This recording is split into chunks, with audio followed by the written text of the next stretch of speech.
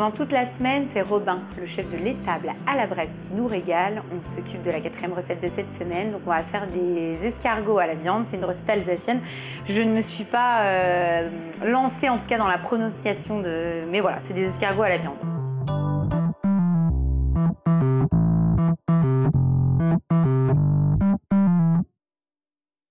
Donc là, tu étales ta pâte pour faire des... Comment on dit en alsacien? C'est Fleischnacker. La traduction littérale, c'est escargot de viande. Voilà, moi je me suis pas lancée dans la prononciation, j'ai dit escargot de viande.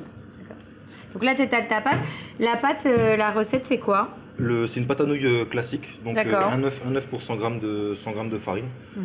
Selon la farine qu'on utilise et la taille de l'œuf, éventuellement mouillé avec un peu d'eau, mais c'est pas...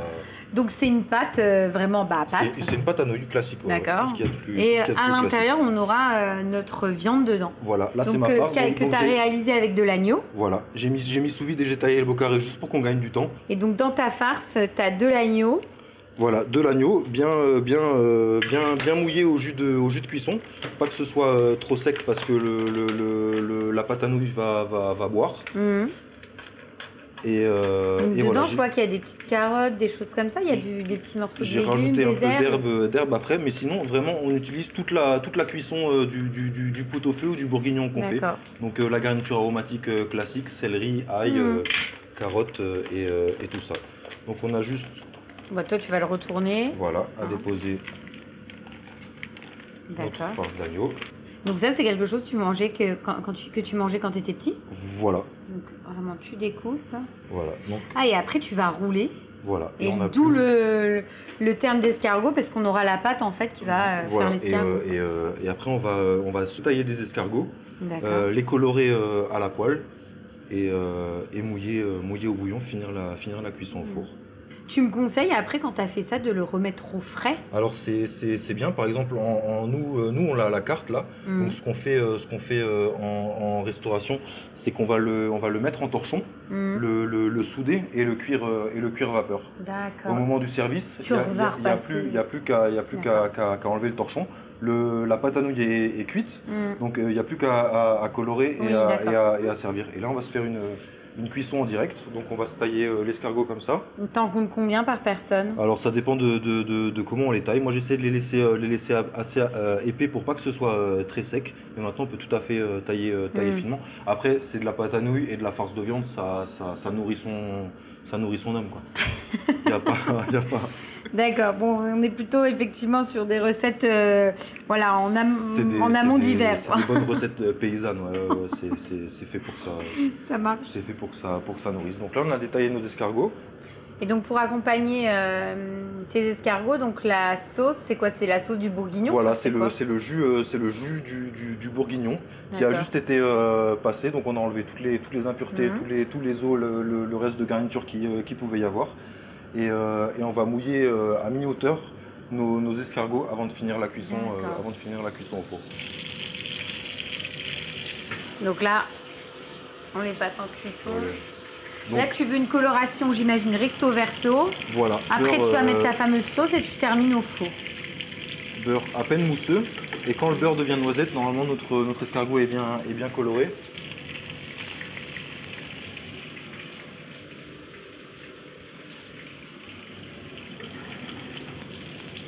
Donc voilà, c'est extrêmement rapide. D'accord. Ah ouais, donc là on a une belle coloration. Tu les retournes.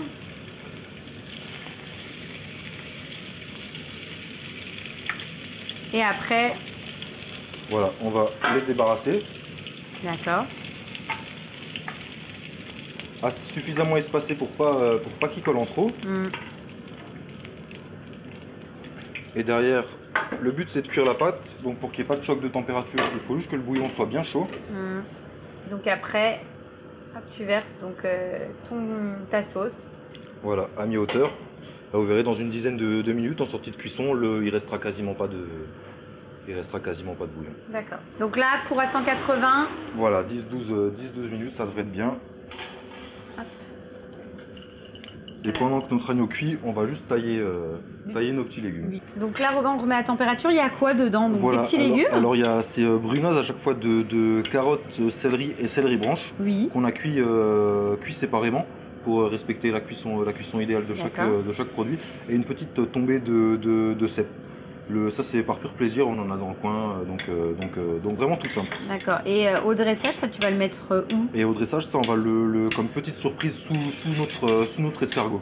D'accord. Donc on remet ça à température et puis après on dresse dans la foulée. Et puis après on n'a plus qu'à dresser. Donc tu mets au fond donc, tes petits légumes avec tes cèpes. Voilà. Ta petite brunoise. Petite brunoise de légumes. Bon, ça va accueillir ton escargot de viande. Donc tu mets ton escargot. Voilà. Et après tu vas donner du volume. Donc là c'est. Voilà un peu de légumes crus. Donc là on est sur du radis. Ça c'est du radis blanc. On peut prendre du radis noir, mais ça pique plus. Là, c'est pas forcément ce qu'on cherche. Là, c'est du croquant léger. Et derrière, on a des jolies lamelles de champignons, betterave shoga et mini fenouil passé à la mandoline. Ah, super. Et tu vas rajouter. Qu'on va simplement lustrer à l'huile d'olive. Et on va aussi zester des petites sommités de chou-fleur crues, jaune et violet. Donc c'est pour la couleur, mais ça apporte aussi un petit goût amande. Et j'ai préparé aussi pour finir simplement un petit lait infusé à la sauge. D'accord. Qu'on émulsionne Donc tu rajoutes ta petite écume à la sauge. Au dernier moment, la petite écume. Bah, super. Et voilà, il n'y a plus qu'à déguster. Donc voilà, on finit notre assiette avec le bouillon de cuisson pour mouiller. Et voilà, ça c'est gourmand, ça fait dans l'esprit d'une petite soupe de grand-mère, mais oui, puis c'est bien, on réutilise pour le coup tout notre bouillon, quoi. Et voilà. Ah bon, on y va, on va goûter, c'est beau. Hein. Bon, c'est dommage parce que le joli dressage, on l'expose assez vite quand même. Franchement, c'est dur. Ouais, ça tue. Franchement, c'est divin.